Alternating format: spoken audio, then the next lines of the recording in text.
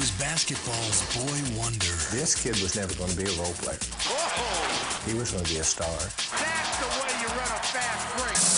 Youngest ever to play in the NBA. What would you do if you're a father and your kid comes up to you and says, I can go to college for 4 years, I can go make $3 or $4 million this next year? Kobe Bryant gets up off the bench. Here he comes. He's into it. Put the shirt tail in, son.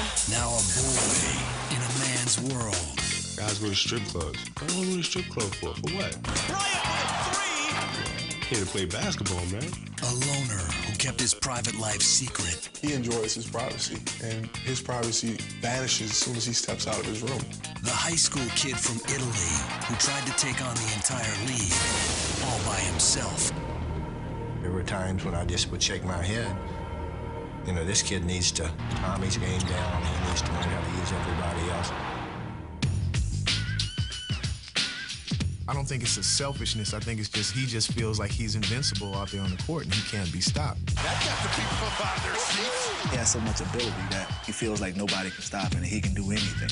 Kobe, put down the shot. You got everybody in here going crazy. Finally, they brought in a guy who knew how to win.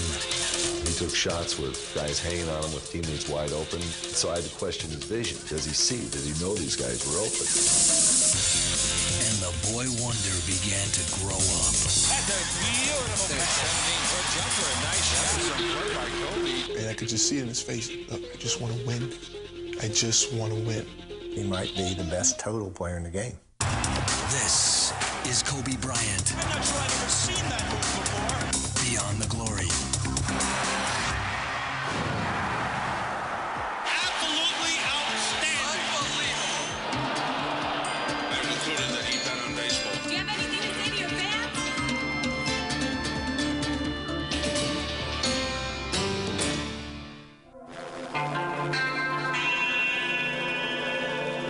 Good afternoon, ladies and gentlemen. Welcome to Staples Center. June 2000. The Western Conference Finals saw the LA Lakers pitted against perennial rival, the Portland Trail Blazers. The Lakers had led 3-1 in the series, but then Portland came back, winning the next two and forcing a Game 7. In the fourth quarter, the Lakers were down by 15 points. That was the moment I used to dream about when I was a kid.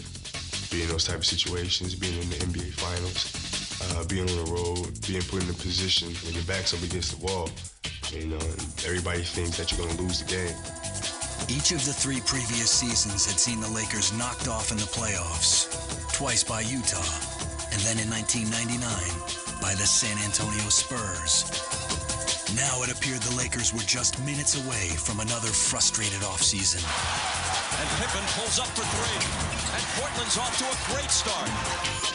But then, midway through the fourth quarter, Kobe Bryant got hot. Kobe. It's Kobe Bryant's 3. It's Kobe again. And suddenly, it was Showtime 2, the sequel. Portland was finished. From the brink of elimination to the brink of the NBA Finals.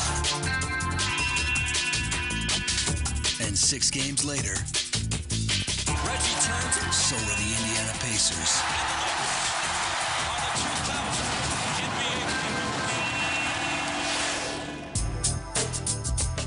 Just 4 years had passed since 17-year-old Kobe Bryant had sprung out of high school and straight into the NBA. Now he and the Lakers were world champions. But Kobe remained an enigma to his teammates.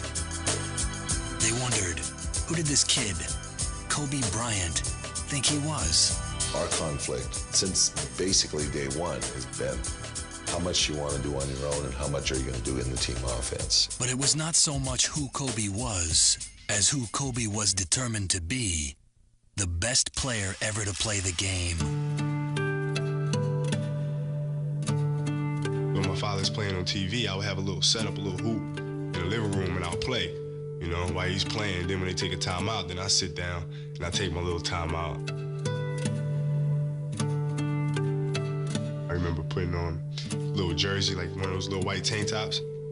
My mom used to help me. She used to scribble my dad's number on there.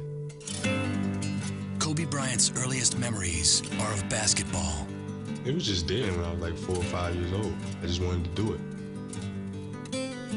Just wanted to play. Bryant gets around short, down middle, scoop shot on the way, falls in. Kobe's dad, Joe Jelly Bean Bryant, played 8 years in the NBA, first for the 76ers, and then San Diego and Houston. When Kobe was 6, Joe signed a deal to play in the Italian League. For the next 7 years, the Bryants lived in Italy. The lifestyle and the culture was pretty easy to adapt to. But the language, man, I think it was like the first day I got into a fight with this kid because he said, nero. Like, guarda, nero, nero. Which means, look, black. You know, I guess he's never seen a black person before. And I thought he said, you know, look, you know something else, look nigga.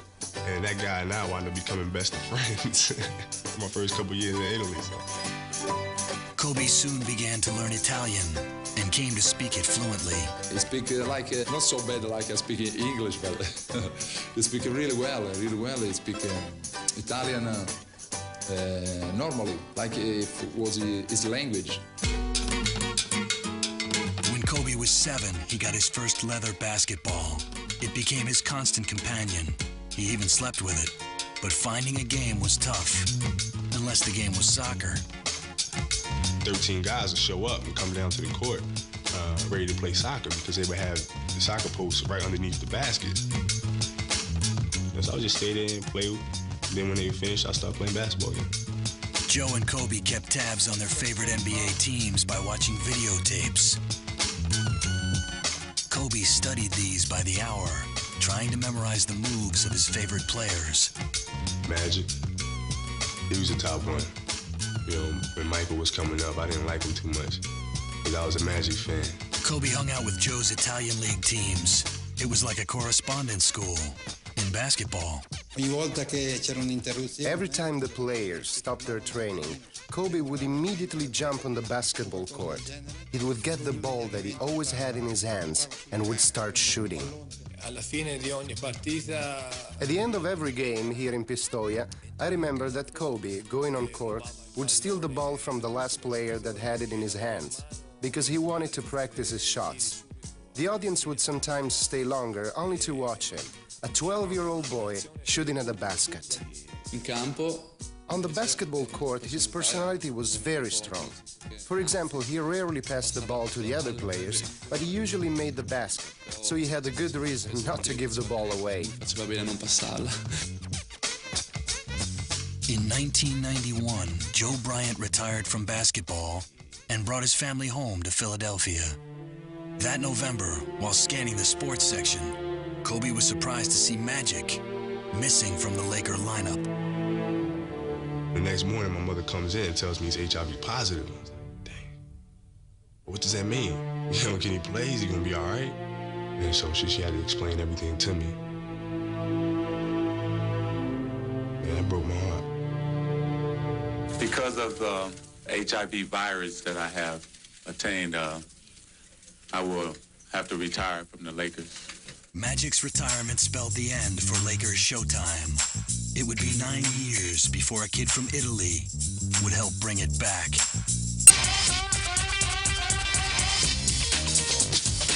In 1991, Joe Bryant brought his family back from Italy to live in Philadelphia, where he'd once played with the Sixers. His son Kobe had spent the last 7 years of his life as an outsider in a foreign land. Now he found himself a stranger in his hometown. Most of the time, I didn't understand what people were talking about because he used to speak slang all the time. Like, we'd go home, and I say, what does it mean when somebody says, yo, why you sweating me? What the hell is he talking about? What does he mean by that? But when it came to Kobe's basketball talent, nothing was lost in the translation. Basketball is universal. No matter what you spoke, if you can go out there and play, it just didn't matter. You know what I mean? You was going to fit in no matter what. There was a big buzz in the town about a 13-year-old who was playing at our middle school. And after 5 minutes, I turned to my assistant coaches and said, this kid's a pro. Philadelphia is a big basketball city. And there were a bunch of guys my age who already had an established reputation of being the top players. So I had to come in and prove myself to them. Given Kobe's game, he had no trouble proving himself. But making friends was another story. He was popular from afar and likable, but he's very guarded. He's very careful with who he lets in. He played ball. The ball was his best friend. Weekend nights when he was younger, he didn't go to parties or hang out. He played ball. He'd be like a senior in high school playing at a middle school. Nobody could touch him. Nobody could stop him. In the fall of 1992, Kobe started at Lower Merion High School. He was 6'2" and the finest prospect his coaches had ever seen. We heard there was a former ball player's son coming. Supposedly he was a pretty decent, flashy player. And there was this tall, skinny kid, around 6'4", 87 pounds, it seemed. He was wearing his father's Italian uniform, stuff with Le Coq Sportif on his shirt and whatnot. And it was awkward, but as soon as he stepped on the court, you knew what he was all about.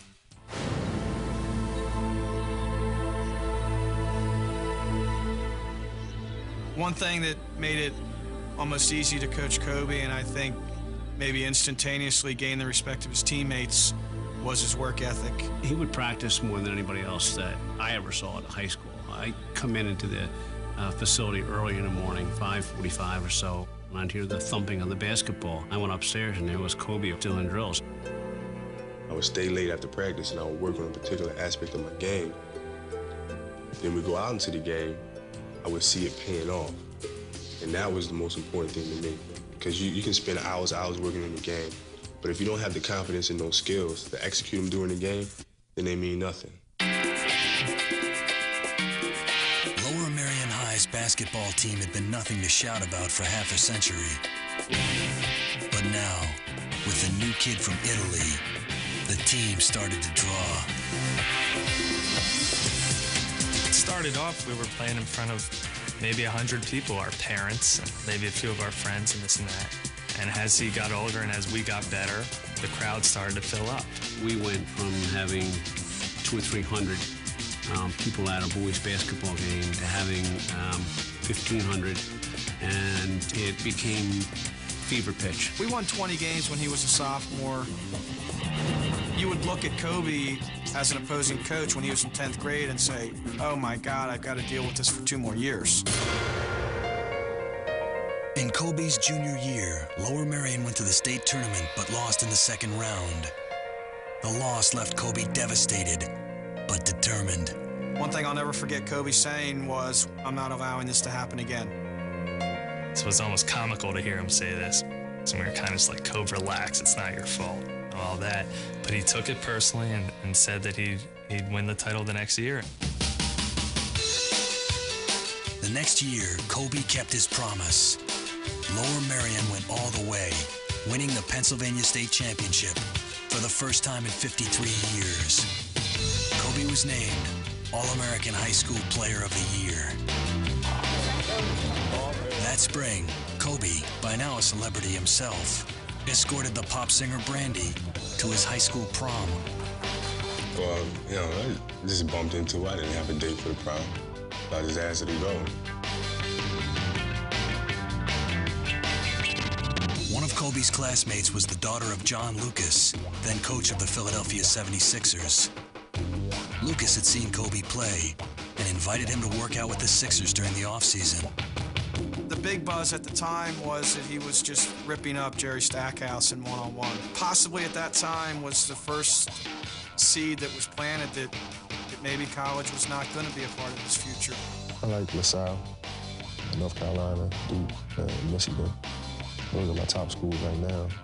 I am considered in the NBA. Kobe was heavily recruited by all the top basketball schools, but his goal and lifelong dream was to play in the NBA, and he wanted it now. I have decided to skip college and take my talent to the NBA. We're flabbergasted with his decision. How can he say he's going to do this? He came across looking a bit arrogant. He came across looking naive. You're my idol. Remember me when you're in the NBA. But Kobe had his own agenda, and he didn't care what anybody thought. he was getting smeared all over this town, and so was Joe. So it was a difficult time, but Kobe had a dream. What would you do if you're a father and your kid comes up to you and says, I can go to college for 4 years, or I can go make $3 or $4 million this next year? Did you say to him he has to get a college education at some point in his life? Oh, that's part of the deal. I mean, that's automatic. He had all the attributes where he could have gone to college and would have survived very well in college and done well in the college game and had plenty of time to come to the NBA and play. But he was anxious to be here where the game was the best. When people knew that I was contemplating going straight to the NBA, the Wolves came out immediately.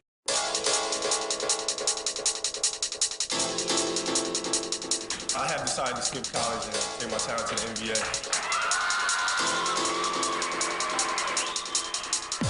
When Kobe Bryant announced in 1996 that he was skipping college and going straight to the NBA, he was bombarded by a hailstorm of controversy.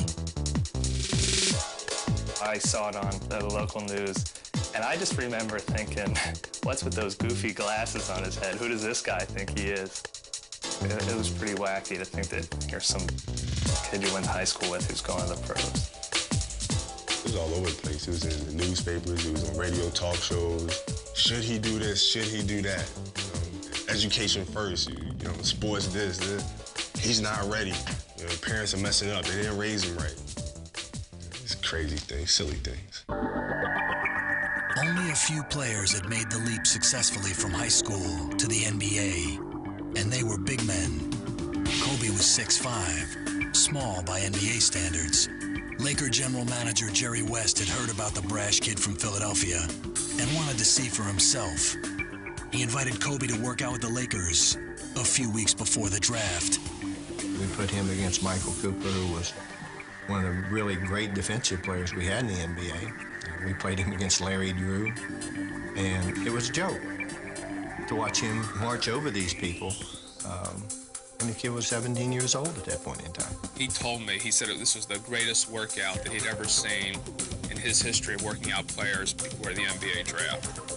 And that Kobe had the chance to be one of the greatest players to ever play the game. I thought it was an absolute easy decision to try to do anything we could to get him.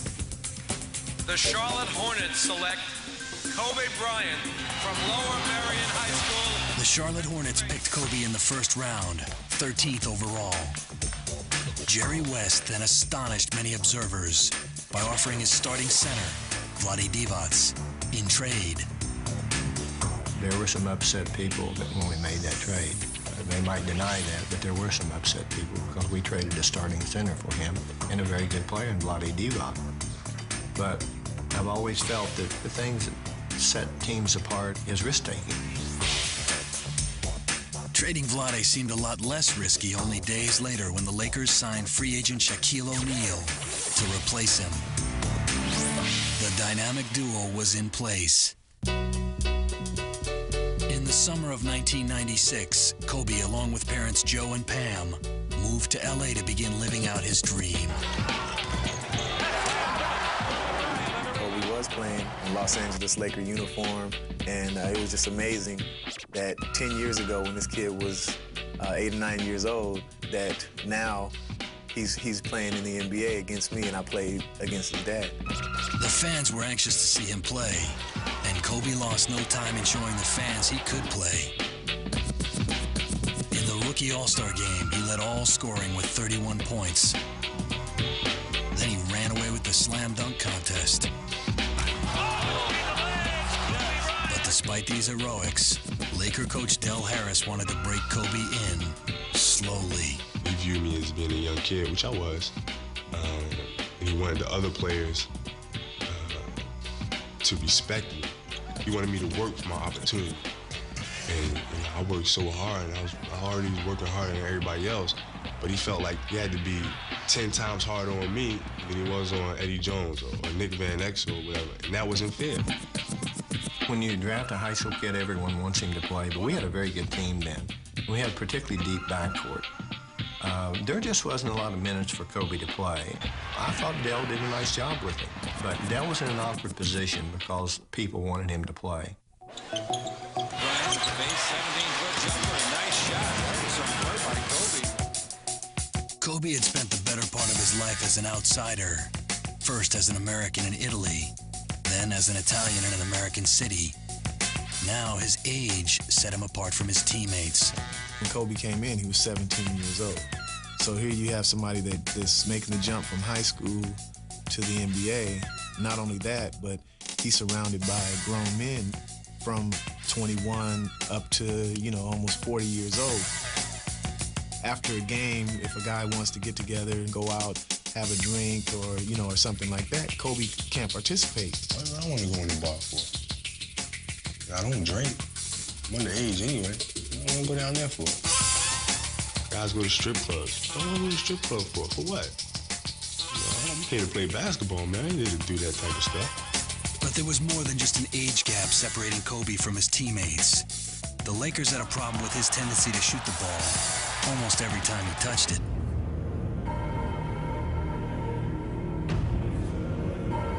There were times when I just would shake my head. This kid needs to calm his game down. He needs to learn how to use everybody else. And once he does that, the sky's the limit.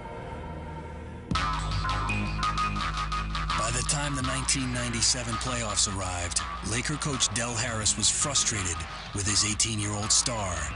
Yet in overtime against the Jazz, with the season on the line, he let Kobe have the ball. Kobe to the right corner, jump on over Horney. That's way short. As players, I think we all questioned, not because it was Kobe, but because it was a young rookie. Even though he had all the ability in the world, you playing on the team with Shaquille O'Neal, you playing on the team with Eddie Jones, you're playing on the team with Nick Van Exel. Bryant for the tie. Kobe threw up 3 air balls down the stretch.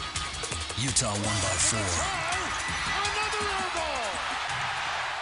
That was a tough position, I think, for Dale to put Kobe in.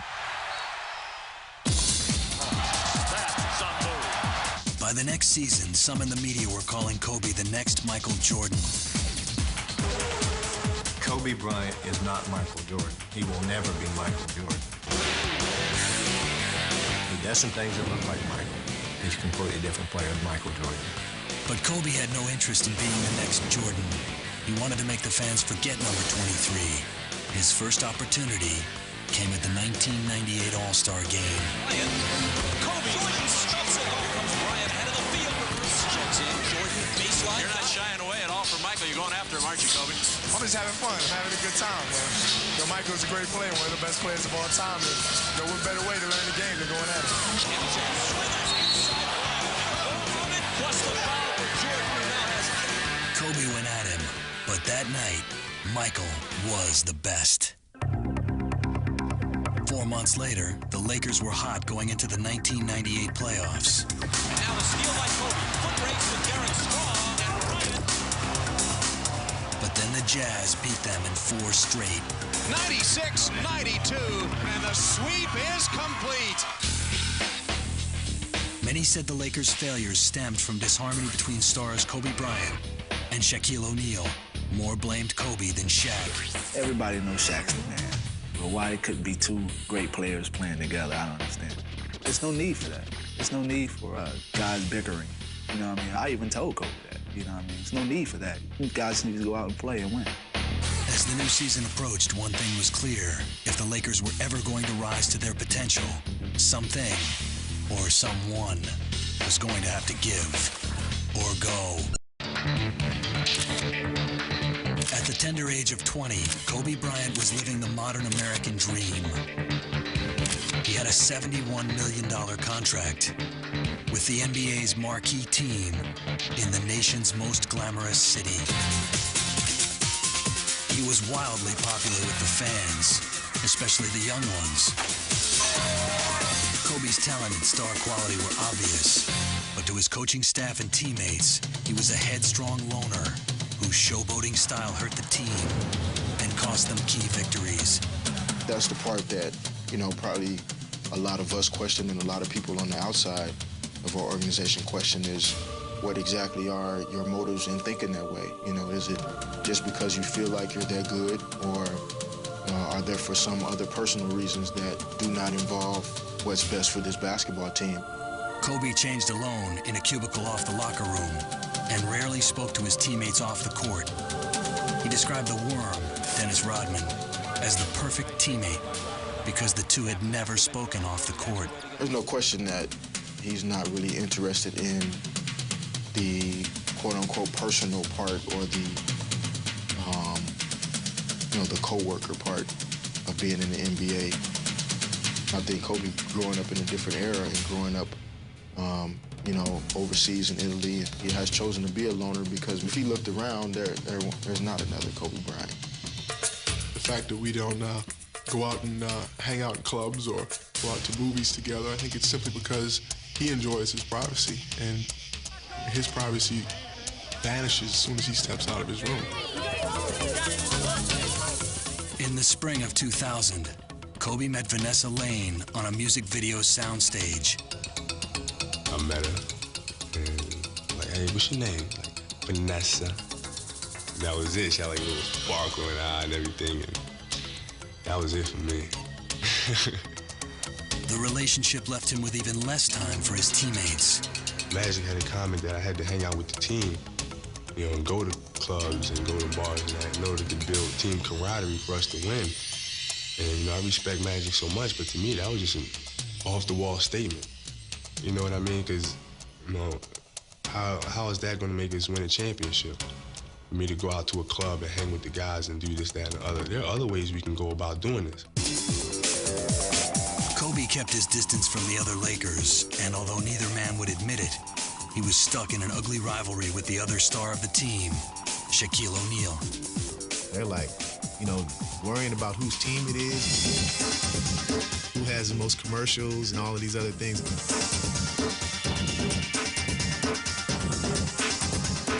They have their egos, and they both want to be the top dog. They also want to be the main focus of the offense. They also want to be the main focus of all the media attention that's out there. Many on the team blame their misfortunes on Kobe's refusal to meet Shaq halfway. Meanwhile, Shaq was calling Kobe the boy wonder in interviews. He didn't mean it as a compliment. Then, in 1999, tensions rose to the surface when Kobe and Shaq scuffled during a practice game. The relationship between, both Kobe and Shaquille is one that would definitely remind you of two brothers. One being the older brother and one being the younger brother. And the big brother's always been able to tell the younger brother what to do. And years go by, and all of a sudden, the younger brother's a little bigger, a little older, a little stronger. For 3 seasons, the Laker management did everything they could to bring out the best in Kobe Bryant. They traded Eddie Jones and Nick Van Exel, giving Kobe more time on the floor. They replaced Del Harris with Kurt Rambis and gave Kobe the league maximum $71 million contract. Then, in the 1999 playoffs, the Lakers lost again, swept this time by the less talented San Antonio Spurs. Antonio sweeps. Laker owner Jerry Buss, who had always avoided paying big money for coaching talent, bit the bullet and coughed up $30 million to bring Phil Jackson to L.A. The former Bulls coach had 6 championship rings and a talent for handling headstrong stars. Phil's a terrific communicator. He's an excellent manager in terms of dealing with players, dealing with a team. But before Phil had a chance to work out a truce, Kobe and Shaq made their own attempt at reconciliation. The occasion was Kobe's 21st birthday at an LA restaurant. Shaq surprised everyone by showing up.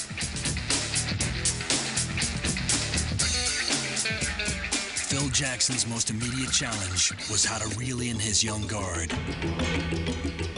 I was like totally aghast at some points that he overran his teammates. He chased the ball on offense to get to the basketball. He took shots with guys hanging on with teammates wide open. Phil worked to convince Kobe that the team's best route to winning was through Shaq. That it was all right to pass the ball because he'd get it back. This message was not new. Kobe had heard it countless times from Jerry West, Magic Johnson, Del Harris, and Kurt Rambis. But it took Phil Jackson to finally get through to him. The reason why I had genuine respect for Phil, because I could tell right off the bat that he was serious about the game and that he loved the game. I think that Phil Jackson has been great for Kobe Bryant. He's stern, but yet he'll give him a little bit of rope.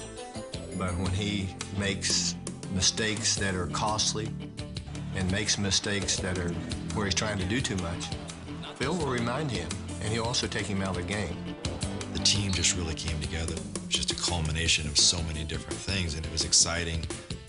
Phil coming in and all of the ingredients that he brought to institute tremendous team play. Once they figured it out, everything fell into place.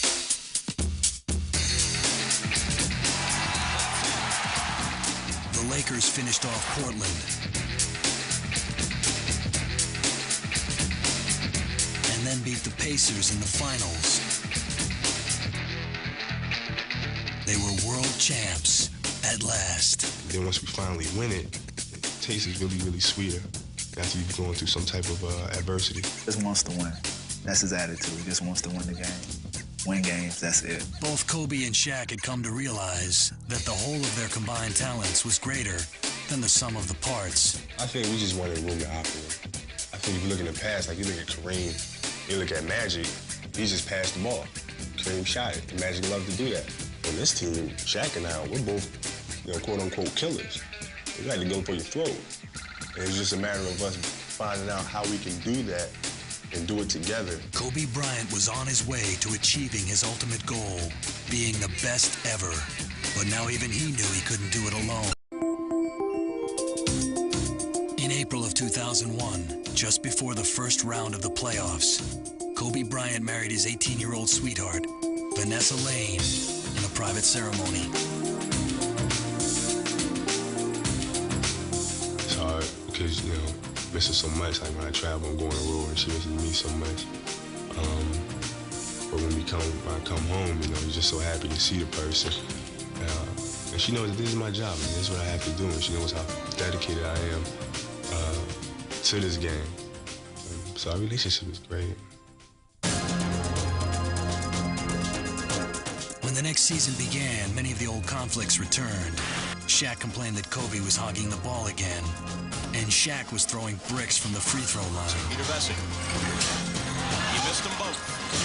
But when the playoffs arrived, the Lakers got down to business and played like a team. The best team in the league.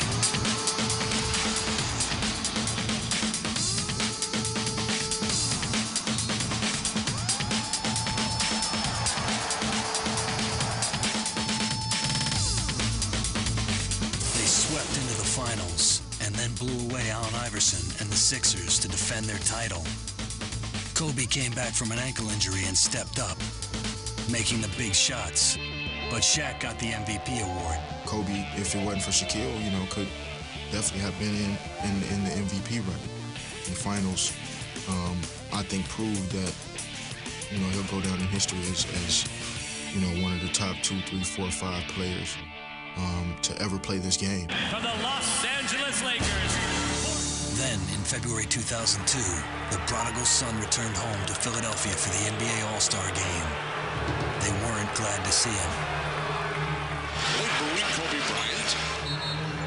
Kobe scored 31 points, was named MVP, but it was a painful reminder that to the Philly fans, Kobe was no hometown hero. He had left too quickly and too often. In their eyes, he would always be a stranger, but maybe Kobe the loner liked it that way. It had taken Kobe Bryant 4 years to mature to the level where he could help the Lakers win the NBA championship. Some thought those 4 years might have been better spent in college, away from the NBA spotlight. Kobe transgressed one of the things I think that's really a mistake. College is our farm system, basically, in the NBA. And I think that it's important that players go to that process, learn how to succeed in a peer group setting that's mostly their own age group. But if Kobe's was the road less taken, there's no doubt it got him to where he had always wanted to go. The saying that people say the guy couldn't chew bubblegum and walk at the same time. He was like that early on, man. He worked his butt off, man. Get to the point where he is now, it's incredible. At the age of 23, he was already a 5-year NBA veteran, He'd helped lead his team to 2 world championships and was heading for a 3rd. Still, Kobe Bryant remained a work in progress. No one among us expected that he would become the #1 American basketball player. I think he will play in the league for another 10 years or so, and he will leave the NBA with 5 or 6 rings and a Jordan-like legacy. He's going to be one of the best players to ever play this game. He has really scaled things back and has learned to use his teammates better. There's a tremendous room for improvement in him. He's going to be better than what he is today, and that's pretty scary. He was a team player now, but Kobe Bryant continued to go his own way. I constantly tell people, man, if you have a dream and you want to achieve something, don't let anybody tell you you can't achieve that. Because you can be whatever you want to be. You can strive for whatever you want to strive for. Don't let anybody tear you down.